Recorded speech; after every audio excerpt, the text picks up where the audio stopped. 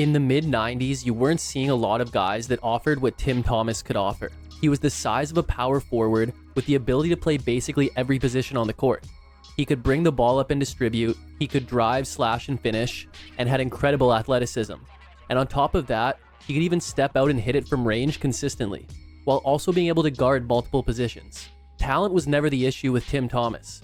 It was his perceived drive and attitude. At times he would remind you how good he was, then at other times it seemed like he was doing just enough to keep himself around. There's the running joke today that Tim Thomas played his best during contract years, and the stats kind of support that. And a player of his talent should have never bounced around as many teams as he did, while failing to average 15 points in a season even once. And while his career was frustrating for many coaches, players, and fans, he spent a lot of it caring for his sick wife, and being able to retire from the game to care for her without ever having to worry about money is a pretty good accomplishment in itself. But the playing career of Tim Thomas is another one of those what-ifs. Yet his career was respectable, and he was a serviceable player up until he walked away on his own terms. So today we're going to look back at that player. Let's jog your memory. A New Jersey native, Tim Thomas attended Patterson Catholic High School. Even as a teenager, Thomas looked like a surefire NBA star. He was 6'10" and 235 pounds, with great athleticism and finishing, but he could step out and drain the three as well. There was even a time where Thomas was ranked as the #1 player in his class, ahead of future NBA legend Kobe Bryant. But that didn't last long, as not only would Thomas say that he realized how different Kobe was during the '96 McDonald's All-American game, but Richard Hamilton would also recall an AAU tournament where Kobe took Thomas's #1 rank as an offense and would go at him in the tournament. But regardless of where he was ranked, Thomas was still a problem in high school, as his coach and cousin would describe his game by saying he shoots like a two-guard, rebounds like a power forward, runs the floor like a small forward, and blocks shots like a center. And as a senior, he would average 25.3 points and 14.5 rebounds per game, as he was named a first-team parade All-American as a junior and a senior, and was a '96 McDonald's All-American, as well as MVP of the Magic Johnson Roundball Classic. Thomas was considered a lottery pick straight out of high school in the legendary '96 draft, but just days before the draft, he would instead commit to Villanova for the '97 NCAA season. Thomas would be a great option to fill a void left by All-American guard Kerry Kittles, who had entered the '96 draft and been selected by New Jersey. The Wildcats still featured a couple great seniors in center Jason Lawson and point guard Alvin Williams, and Thomas would slot into the starting lineup almost immediately, as Williams would even say about Thomas's game that it looks like he's on cruise control with how effortless he makes it look. But cruise control would unfortunately be the way a lot of people would describe the career of Tim Thomas. However, not for the same reason. Thomas made his mark as a freshman, as he would finish top 3 on the team in every major statistical category, while also shooting nearly 34% from deep on 4.4 attempts per game, as he would be named 3rd team All-Conference, as well as the Big East Freshman of the Year. The Wildcats already looked like one of the best teams in the Big East without Thomas, so adding him would only help. He would play in 32 games this year, starting 31 of them, and Villanova got off to a hot start, as they were 11-1 in mid-January, but they wouldn't be able to keep the momentum and finish the regular season at 21-8. And although most of their losses were close, they would play one ranked opponent in number 3 Kentucky on February 9th, who would defeat them by nearly 40 points. But they would put together a good run in the Big East Championship, as they would defeat Syracuse and then Providence, before losing to Boston College in the finals. But sitting at 23-9, they would get a tournament bid as a 4 seed, and get a first-round matchup versus Long Island. And Thomas would shine on the big stage, as he would score a team-high 28 points on over 52% shooting, along with 15 rebounds and 4 assists in a 10-point win. But he would come back down to earth in a second-round loss to Cal, as he would put up just 11 points on less than 42% shooting in about 27 minutes of action, as he was one of many Wildcats to struggle with fouls this game. But his freshman season saw him average about 17 points, 6 rebounds, and 2 assists per game. So Thomas hadn't dominated college basketball, but as someone who was already looked at as a lottery pick coming out of high school, his great freshman year didn't hurt his draft stock. And on top of that, the '97 draft wasn't nearly as deep as '96. So Thomas would declare and would soon see himself get selected in the top half of the lottery. With the 7th pick in the 1997 NBA draft, the New Jersey Nets select Tim Thomas from Villanova University. It looked like a dream come true. The New Jersey native drafted to his hometown Nets, but that wouldn't be the case. It was well known that the Nets wanted Philly's 2nd overall pick in Keith Van Horn and had a trade all but completed before selecting Thomas. yet a grievance filed by Boston postponed the inevitable deal.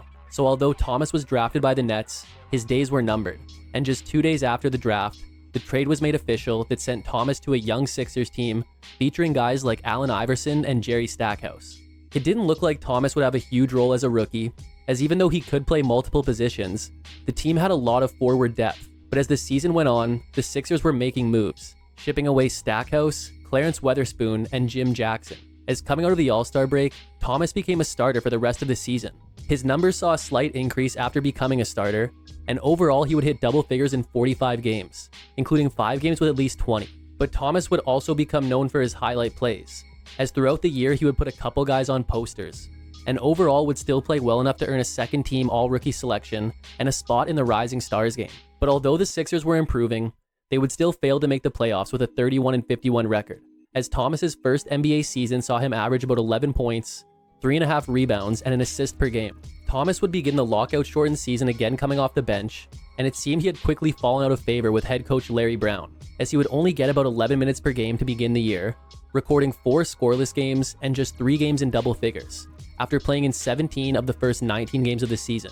But then on March 11th, Thomas was included in a package to an up-and-coming Milwaukee Bucks team. Thomas would join a Bucks core consisting of Glenn Robinson, Ray Allen, and Sam Cassell, as Cassell had been acquired from New Jersey the same day Thomas was acquired. However, injuries would limit Cassell to 4 regular season games with Milwaukee this season. Thomas would show his versatility, as he would spend the majority of his time with the Bucks this season as their starting power forward, and would almost double his scoring average in his 33 games with Milwaukee, as he shot 49.5% after the trade, and his overall 47.3% shooting would be a career high. At the time of the trade, the Bucks were 12-6. They would go just 16-16 the rest of the way, but their 28-22 record would be good enough for a first-round matchup with Indiana. The games would be close, but the series wouldn't be, as Milwaukee was swept, and Thomas would underwhelm, as although he started every game, he would average less than 20 minutes and put up less than 8 points per game, as Thomas's second season would end with him averaging about 7 points, 2.5 rebounds, and an assist per game. But Thomas was going into a contract year in 2000, so he had to prove himself. The 2000 season saw the Bucks with a healthy Cassell, as well as a healthy Scott Williams, who was the other player in the Thomas pack. The starting lineup was set without Thomas, as coach George Karl would instead use him as a 6th man, and he would play well. He would be the only player outside of their trio to average double-figure scoring, as he would shoot over 46% from the field and nearly 35% from deep. He would hit double figures in 48 games and record 8 games with at least 20. The Bucks were not a good defensive team, but their big three could fill it up, and a 5th-ranked scoring offense helped guide them to a 42-40 record, which would get them a first-round rematch with Indiana. This series would be even closer, as Milwaukee pushed it to the distance, until a last-second three-pointer from Travis Best in Game 5 gave the Pacers the series. But Thomas had shown up. He would hit double figures in every game, including an 18-point, 9-rebound performance in the series-deciding Game 5. So he had given the Bucks something to be optimistic about to end the year, but his regular season would see him average about 12 points, 4 rebounds, and 1.5 assists per game. Thomas would re-sign with the Bucks long-term in early August, even turning down a more lucrative offer from the Chicago Bulls. And Bucks GM Ernie Grunfeld was quite happy about this signing, going as far as to say that Thomas was a cornerstone of the franchise. So now Thomas had financial security and could focus solely on performing in 2001. And he would perform, but after such a strong end to last season, he didn't improve the way Milwaukee likely would have hoped. He would up his scoring slightly and average a career-high 1 steal per game, but his shooting had dropped to 43% from the field. However, he would be one of the league's top 3-point shooters, as his 41.2% was the 15th best mark in the NBA. Thomas would hit double figures in 55 games, as well as record 4 games with at least 10 rebounds and 3 double-doubles. He would have a career night on January 5th when he dropped a career-high 39 points on nearly 62% shooting in a loss to the Blazers, which included him going 8 for 9 from beyond the arc in the second half alone. The Bucks would start 1-5, but would start stringing together some wins, including an 8-game win streak in January, as by season's end, they were 52-30, and were hoping to make it out of the first round, which they would, as they defeated Orlando in 4 games. Thomas would shoot below 40% for the series, but he did hit double figures in 3 games, while even recording a 15-point, 10-rebound double-double in the series-clinching Game 4. Thomas carried his play over to a second-round series versus Charlotte, as in the first 5 games he would hit double figures in each one of them, and across Games 4 and 5, he would average 14 points and 7.5 rebounds. But the Bucks were down 3-2. Luckily, they would rally to win the final 2 games and take the series. even though Thomas averaged 8.5 points and won a combined 2 of 8 from the field across games 6 and 7. But nonetheless, the Bucks were 4 wins away from their first NBA Finals appearance since 1974. However, standing in their way was league MVP Allen Iverson and Thomas's former team. The Bucks got out to a 2-1 lead, even though Thomas was averaging less than 7 points and 3 rebounds. But he would turn it on over the rest of the series, as he would average 13.5 points, 5.5 rebounds, and a block per game in games 4 through 7, which included an 11-point, 12-rebound double-double in Game 7. But this game ended in a Sixers blowout win, as Milwaukee's season came to an end. But Thomas's regular season saw him average about 12.5 points, 4 rebounds, and 2 assists per game. The 0-2 Bucks had added veteran Anthony Mason for some defense and toughness, but the season overall would be a disappointment in Milwaukee. Thomas would continue coming off the bench, yet would start 22 games, as Allen and Robinson missed a combined 29 games this year. But Thomas took a step back. His scoring had dropped, his overall efficiency had dropped, and after shooting over 41% from deep last year, he shot below 33% this year. And now the Bucks had a second-year guard coming off the bench in Michael Redd, who was showing quick improvement. Thomas would hit double figures in 44 games and would have 8 games with at least 20, with 7 of those coming when he was in the starting lineup. However, even though the Bucks started 9-1, they were dysfunctional, as behind the scenes there was conflict between Karl and multiple of their big-name players, like Robinson and Mason. And even though they were sitting at 26-13 about halfway through the year, they would only go 15-28 the rest of the way, to finish at 41-41 and miss the playoffs, as Thomas's season would see him average about 11.5 points, 4 rebounds, and 1.5 assists per game. The offseason would see a huge change, as after 8 years with the team, Glenn Robinson was traded to Atlanta during the offseason, with Milwaukee's best returning piece being small forward Tony Kukoc. But this finally gave Thomas a shot as a starter, as he would fill Robinson's empty spot. The Bucks realized that they had gotten rid of a lot of scoring by trading Robinson, but they liked the prospect of Thomas being able to offer them much more versatility on both ends of the floor, and he even had the full support of his star teammate Ray Allen, as Allen would go as far as to say in a preseason interview that Thomas could be the best player in the NBA. Although Thomas started 70 of the 80 games he played in, he was still getting below 30 minutes per game. However, he would put up then career-high averages in scoring and rebounding, while shooting over 36% from deep. He would hit double figures in 61 games and record 2 double-doubles. But you were hoping for more, as a player of his talent in a starting role was unable to crack 30 points even once this season. And then you factor in that the Bucks traded away more scoring on February 20th when they sent a package headlined by Ray Allen to Seattle for a package headlined by Gary Payton. So this made Thomas's season a little bit more disappointing. The Bucks were 27-26 at the time of the trade and would continue to hover around 500 as they finished at 40-42, but this would get them a first-round matchup versus New Jersey. Thomas came off the bench in Game 1, but played like he was trying to prove something, as he would have a game-high 25 points on over 71% shooting, including going 5 of 6 from deep in a loss. He would start the rest of the series, and after 4 games was averaging over 21 points and 5 rebounds per game, as the series was tied at 2-2. But he wouldn't be able to maintain it, as he would average just 11 points and 4 rebounds in games 5 and 6, while being in constant foul trouble, even fouling out of Game 6, as the Nets would win both to take the series.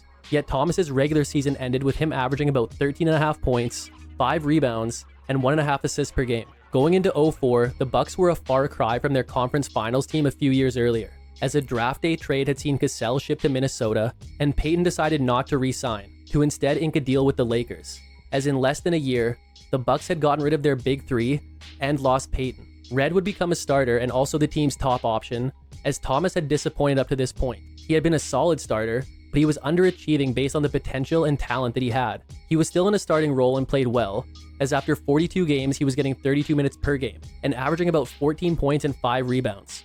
But Thomas just wasn't living up to his contract, so during the All-Star break, he was included in a 3-team trade, which saw him end up on the Knicks, as Keith Van Horn was also part of the trade, ending up in Milwaukee, marking the second time these two were involved in a trade together.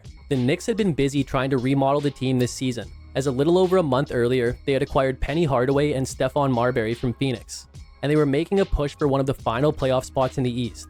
Thomas would remain a starter once arriving in New York, and would improve on his numbers from the first half of the year, as in 24 games with the Knicks, he averaged nearly 16 points and 5 rebounds, on over 45% from the field and over 40% from deep, as he provided a banged-up Knicks team with a versatile player who could occupy multiple positions.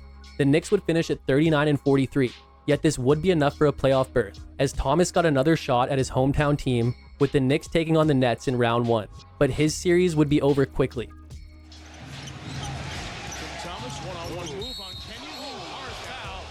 Thomas was having a solid game 1 as he had 12 points, 5 boards, and 3 assists.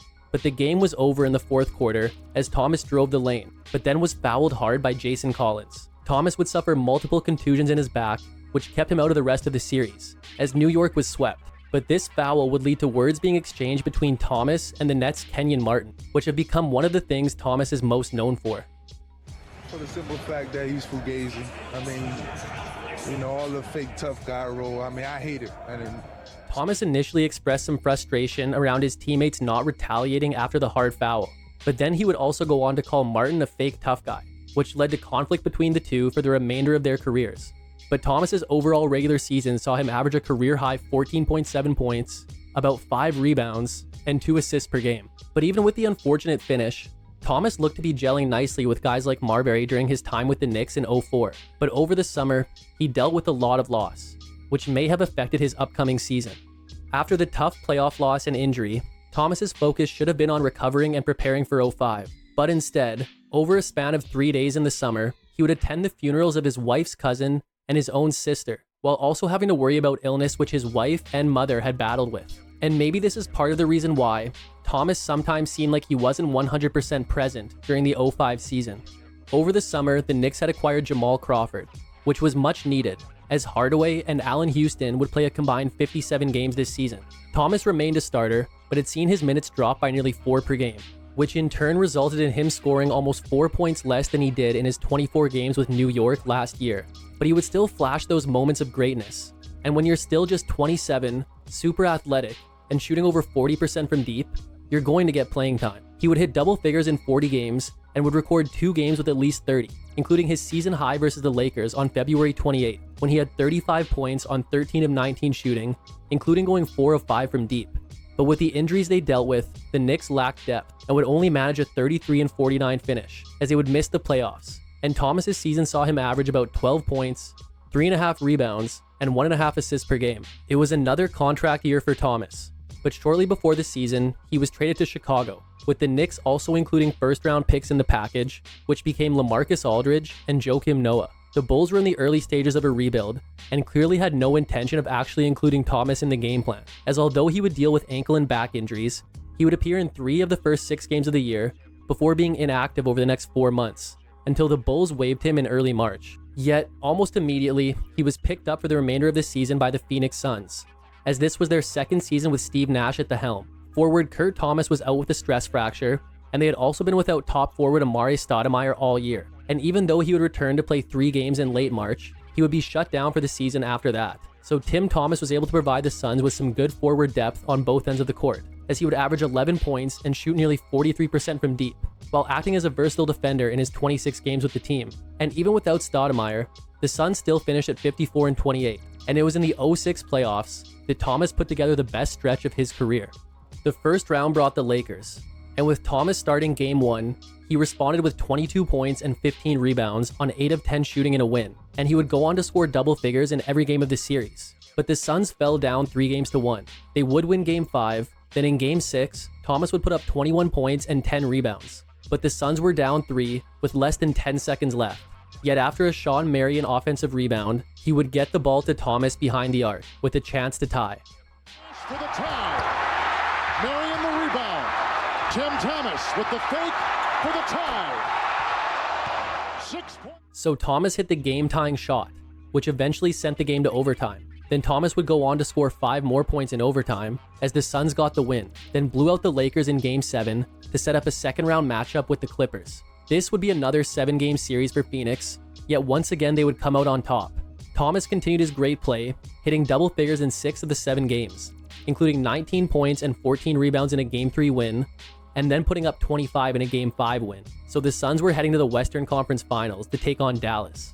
This would be a 6-game series, with Thomas hitting double figures in 4 games, which included his playoff career high of 26 on 9 of 14 shooting in a Game 5 loss. But with the Suns down 3-2 in Game 6, Thomas would struggle, as he would have just 8 points on 4 of 11 shooting before fouling out in a loss, ending the Suns' season. Yet his overall regular season would see him average about 10.5 points, 4.5 rebounds, and half an assist per game. But after such a great postseason, Tim Thomas was a coveted free agent going into 2007.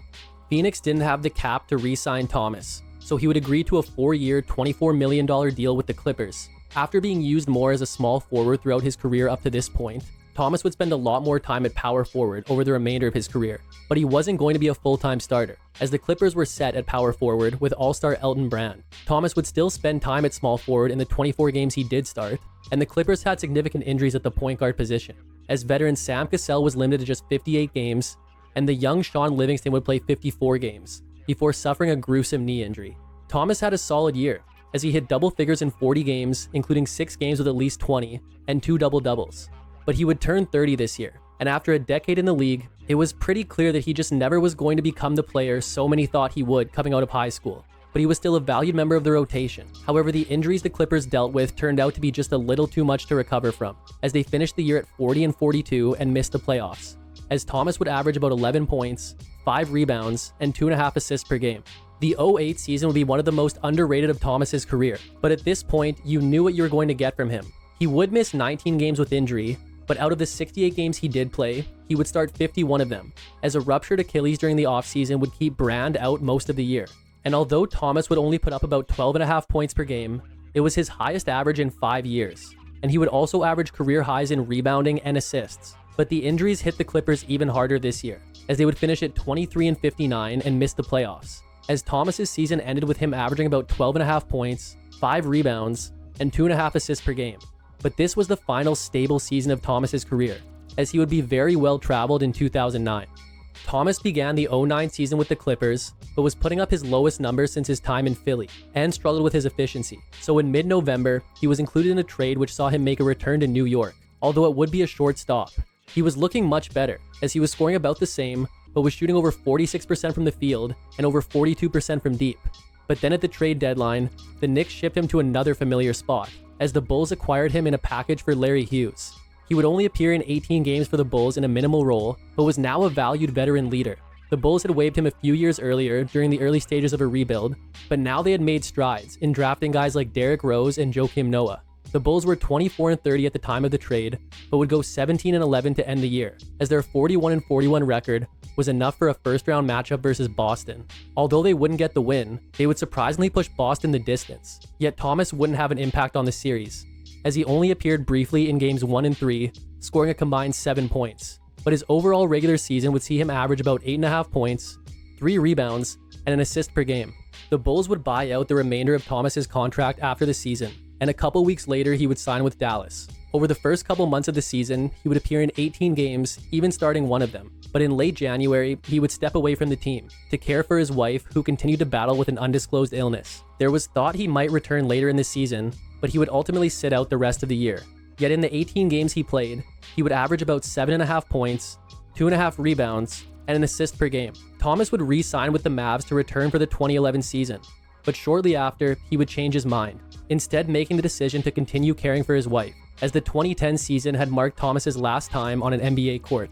Tim Thomas was the complete package coming out of high school. There was nothing he couldn't do, and was even more intriguing due to his size. The only problem was, even though you knew Tim Thomas could be great, you never knew which Tim Thomas you were going to get. He would have his great games and great stretches, only to underwhelm later, often after getting a new deal. But if you look back at his career and his life in general, his wife battled illness for a lot of his playing career. And if sometimes he prioritized his wife's health and comfort over basketball, you can't really hold that against him. And he still stuck around the NBA for 13 years as a player that teams always had interest in.